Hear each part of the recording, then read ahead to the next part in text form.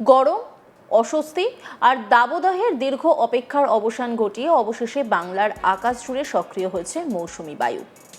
কয়েকদিন আগেও যেখানে দক্ষিণবঙ্গের বিস্তীর্ণ অংশে তাপপ্রবাহের পরিস্থিতি তৈরি হয়েছিল, সেখানে এখন প্রায় প্রতিদিনই দেখা মিলছে কালো মেঘ, বজ্রগর্ভ, তার সঙ্গে বৃষ্টি। বর্ষার আগমনের সঙ্গে সঙ্গে রাজ্যের আবহাওয়ায় এসেছে বড় পরিবর্তন। তাপমাত্রা কমেছে, বাতাসে বেড়েছে আর্দ্রতা। আর কৃষিজমি থেকে শুরু করে শহরের ব্যস্ত রাস্তা, সব জায়গাতেই বর্ষার ছাপ স্পষ্ট। আবহাওয়া দপ্তরের সর্বশেষ তথ্য অনুযায়ী উত্তরবঙ্গের সমস্ত জেলা এবং কলকাতা সহ দক্ষিণবঙ্গের প্রায় সব জেলাতেই মৌসুমি বায়ু প্রবেশ করেছে। শুধুমাত্র পুরুলিয়া জেলার ঝাড়খণ্ড সংলগ্ন এলাকায় এখনো বর্ষার প্রবেশ সম্পূর্ণ হয়নি, তবে আগামী 24 থেকে 48 ঘন্টার মধ্যে সেই অংশেও মৌসুমি বায়ুর বিস্তার ঘটবে বলে মনে করছেন আবহাওয়াবিদরা। সাধারণত দক্ষিণবঙ্গে 10 জুনের মধ্যে বর্ষা প্রবেশ করে। এবছর প্রায় দুদিন দেরিতে বর্ষার আগমন হলেও তার স্বাভাবিক সময়সীমার মধ্যেই রয়েছে। আবহাওয়া বিজ্ঞানের নিয়ম অনুযায়ী নির্ধারিত সময়ের 7 দিন আগে বা পরে বর্ষা এলে তার স্বাভাবিক আগমন হিসেবেই ধরা হয়। ফলে এবছরে বর্ষা নিয়ে বিশেষ উদ্বেগের কোনো কারণ নেই। এখন প্রশ্ন, আগামী কয়েক দিনে রাজ্যের কোন কোন জেলায় কেমন আবহাওয়া থাকবে, কোথায় ভারী বৃষ্টি হবে, কোথায় বজ্রবিদ্যুৎ সহ ঝড় বৃষ্টি এবং কোথায় তুলনামূলক কম বৃষ্টির সম্ভাবনা রয়েছে। চলুন জেলা ধরে একটু আপনাদেরকে বলি। ফার্স্টে দক্ষিণবঙ্গের দিকে নজর রাখছি। কলকাতা, আগামী কয়েকদিন আকাশ সাধারণত মেঘলা থাকবে। দিনের বিভিন্ন সময় হালকা থেকে মাঝারি বৃষ্টির সম্ভাবনা রয়েছে। কোথাও কোথাও বজ্রবিদ্যুৎ সহ বৃষ্টিও হতে পারে। সর্বোচ্চ তাপমাত্রা 33 থেকে 34 ডিগ্রি সেলসিয়াস এবং সর্বনিম্ন তাপমাত্রা 25 থেকে 26 ডিগ্রির মধ্যে ঘোরাফেরা করবে। আর্দ্রতার মাত্রা বেশি থাকলেও বৃষ্টির কারণে গরমের তীব্রতা অনেকটাই কম থাকবে। হাওড়া জেলায় আগামী কয়েকদিন মাঝারি বৃষ্টির সম্ভাবনা রয়েছে। বিকেল এবং সন্ধ্যার দিকে বজ্রগর্ভ মেঘ তৈরি হতে পারে। দমকা হাওয়ার গতিবেগ ঘন্টায় 30 থেকে 40 কিলোমিটার পর্যন্ত পৌঁছতে পারে। হুগলিতে সাম্প্রতিক বৃষ্টিপাতের নিরিখে সবচেয়ে এগিয়ে রয়েছে তারকেশ্বর। গত 24 ঘন্টায় সেখানে 85 মিলিমিটার বৃষ্টির রেকর্ড হয়েছে। আগামী কয়েকদিনেও হুগলির বিভিন্ন অংশে মাঝারি থেকে ভারী বৃষ্টির সম্ভাবনা রয়েছে। কৃষিকাজের জন্য এই বৃষ্টি অত্যন্ত উপকারী হতে পারে। উত্তর 24 পরগনায় বিক্ষিপ্তভাবে বজ্রবিদ্যুৎ সহ বৃষ্টির সম্ভাবনা রয়েছে। বসিরহাট, বারাসত, বনগাঁ এবং সংলগ্ন এলাকায় স্থানীয়ভাবে মাঝারি বৃষ্টি হতে পারে। জল জমার আশঙ্কা কিছু এলাকায় দেখা দিতে পারে। দক্ষিণ 24 পরগনার সাগরদ্বীপ, ক্যানিং, কাকদ্বীপ, বারুইপুর সহ জেলার বিস্তীর্ণ অংশে হালকা থেকে মাঝারি বৃষ্টির সম্ভাবনা রয়েছে। উপকূলীয় এলাকায় দমকা হাওয়া বইতে পারে। মৎস্যজীবীদের আবহাওয়ার আপডেট দেখে সমুদ্রে যাওয়ার পরামর্শ দেওয়া হয়েছে। পূর্ব মেদিনীপুরে দুর্গাচকে গত 24 ঘন্টায় 66 মিলিমিটার বৃষ্টির রেকর্ড হয়েছে। আগামী কয়েকদিনেও জেলার বিভিন্ন এলাকায় মাঝারি বৃষ্টি চলবে। দীঘা ও উপকূলবর্তী অঞ্চলে আকাশ মেঘলা থাকবে এবং মাঝে মধ্যে বৃষ্টির সম্ভাবনা রয়েছে। পশ্চিম মেদিনীপুর জেলার অধিকাংশ অংশে বজ্রবিদ্যুৎ সহ হালকা থেকে মাঝারি বৃষ্টি হতে পারে। গড়বেতা, খড়গপুর, ঝাড়গ্রাম সংলগ্ন এলাকায় বৃষ্টির পরিমাণ তুলনামূলক বেশি হতে পারে। বর্ষার সক্রিয়তার ফলে ঝাড়গ্রামে বিক্ষিপ্তভাবে মাঝারি বৃষ্টির সম্ভাবনা রয়েছে। কোথাও কোথাও দমকা হাওয়া সহ ঝড় বৃষ্টির পরিস্থিতিও তৈরি হতে পারে। পূর্ব বর্ধমানে গত কয়েকদিন ধরে উল্লেখযোগ্য বৃষ্টিপাত হয়েছে।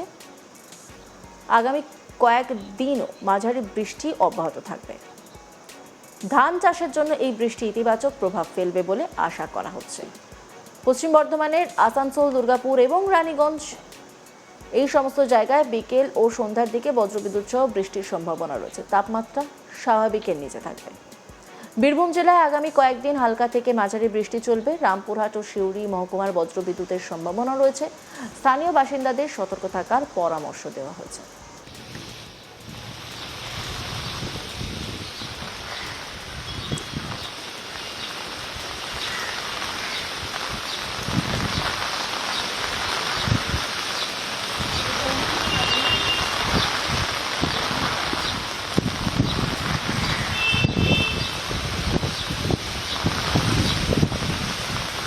নদিয়ার কৃষ্ণনগর, রানাঘাট, কল্যাণী সহ বিস্তীর্ণ এলাকায় মাঝারি বৃষ্টির পূর্বাভাস রয়েছে। কৃষি জমিতে প্রয়োজনীয় আর্দ্রতা বজায় রাখতে এই বৃষ্টি গুরুত্বপূর্ণ ভূমিকা নেবে।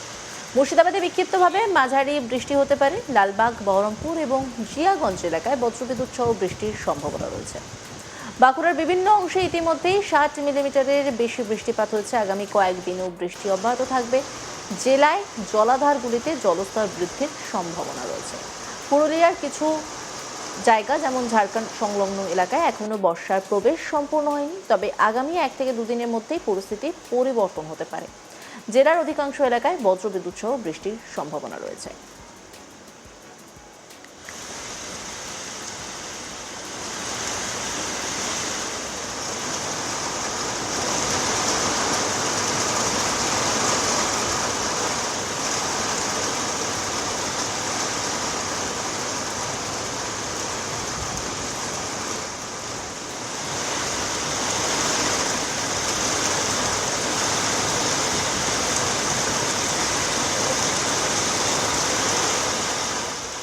এবার একটু উত্তরবঙ্গের দিকে নজর দেওয়া যাক। উত্তরবঙ্গে আরও সক্রিয় বর্ষা। দক্ষিণবঙ্গে বর্ষা স্বস্তির বার্তা নিয়ে এলেও উত্তরবঙ্গে পরিস্থিতি অনেক বেশি সক্রিয়। পাহাড় এবং ডুয়ার্স অঞ্চলে আগামী কয়েকদিন ভারী থেকে অতি ভারী বৃষ্টির সম্ভাবনা রয়েছে। সেই কারণে আবহাওয়া দপ্তর কমলা সতর্কতা জারি করেছে। ফলে পাহাড়ি জায়গায় যারা এই মুহূর্তে বেরোবেন তারা কিন্তু সতর্ক থাকবেন, কারণ আমরা জানি বর্ষার সময় ধসের সম্ভাবনা কিন্তু জোরালো হয়। দার্জিলিং জেলায় আগামী কয়েকদিন ভারী বৃষ্টির সম্ভাবনা অত্যন্ত প্রবল। পাহাড়ি এলাকায় ভূমিধসের ঝুঁকি তৈরি হতে পারে। পর্যটকদের অপ্রয়োজনীয় ভ্রমণ এড়িয়ে চলার পরামর্শ দেওয়া হয়েছে। পাহাড়ি রাস্তা পিচ্ছিল হয়ে যাওয়ায় যে কোনো বিপদের আশঙ্কা থেকে যায়। কালিম্পং জেলাতেও ভারী বৃষ্টির সম্ভাবনা রয়েছে। পাহাড়ি যে ঝর্ণা বা ছোট যে নদীগুলো রয়েছে তার জলস্তর কিন্তু দ্রুত বৃদ্ধি পেতে পারে। স্থানীয় প্রশাসন পরিস্থিতির উপর নজর রাখছে। জলপাইগুড়িতে মঙ্গলবার ও বুধবার কিছু এলাকায় অতি ভারী বৃষ্টি হতে পারে। ডুভার্স অঞ্চলে জল জমা, রাস্তা ক্ষতিগ্রস্ত হওয়া এবং নদীর জলস্তর বৃদ্ধি পাওয়ার আশঙ্কা রয়েছে। আলিপুরদুয়ার জেলাতেও ভারী থেকে অতি ভারী বৃষ্টির সম্ভাবনা রয়েছে। বনাঞ্চল এবং চা বাগান সংলগ্ন এলাকায় সতর্কতা জারি করা হয়েছে। নদী ও নালাগুলির জলস্তর বাড়তে পারে। কোচবিহারে মাঝারি থেকে ভারী বৃষ্টির পূর্বাভাস রয়েছে। জেলার নিম্নাঞ্চলগুলিতে জল জমার পরিস্থিতি তৈরি হতে পারে। কৃষিজমির জন্য এই বৃষ্টি অবশ্য উপকারী হবে। উত্তর দিনাজপুরে মাঝারি বৃষ্টির সম্ভাবনা রয়েছে। কোথাও কোথাও ভারী বৃষ্টিও হতে পারে। বজ্রবিদ্যুৎ এবং দমকা হাওয়ার আশঙ্কা রয়েছে। দক্ষিণ দিনাজপুরে আগামী কয়েকদিন আকাশ মেঘলা থাকবে। মাঝারি বৃষ্টির পাশাপাশি বজ্রবিদ্যুৎ সহ বৃষ্টির সম্ভাবনা রয়েছে। তাপমাত্রা স্বাভাবিকের নিচে থাকবে। মালদাতে গত 24 ঘন্টায় 66 মিলিমিটার বৃষ্টিপাত রেকর্ড হয়েছে। আগামী কয়েকদিনও মাঝারি বৃষ্টির সম্ভাবনা রয়েছে। মহানন্দা এবং অন্যান্য নদীর জলস্তর বৃদ্ধির দিকে নজর রাখা হচ্ছে। আগামী কয়েকদিনে দক্ষিণবঙ্গে হালকা থেকে মাঝারি বৃষ্টি চললেও উত্তরবঙ্গে ভারী থেকে অতি ভারী বৃষ্টির সম্ভাবনা সবচেয়ে বেশি উদ্বেগের বিষয়। বিশেষ করে দার্জিলিং, কালিম্পং, জলপাইগুড়ি, আলিপুরদুয়ার এবং কোচবিহার জেলায় প্রশাসন ও স্থানীয় বাসিন্দাদের বাড়তি সতর্ক থাকার পরামর্শ দেওয়া হয়েছে। অন্যান্য খবরের আপডেটের জন্য অবশ্যই নজর রাখুন আজ তাক বাংলার ইউটিউব স্ট্রিমিংয়ে। লাইক, কমেন্ট, শেয়ার এবং সাবস্ক্রাইব করতে ভুলবেন না।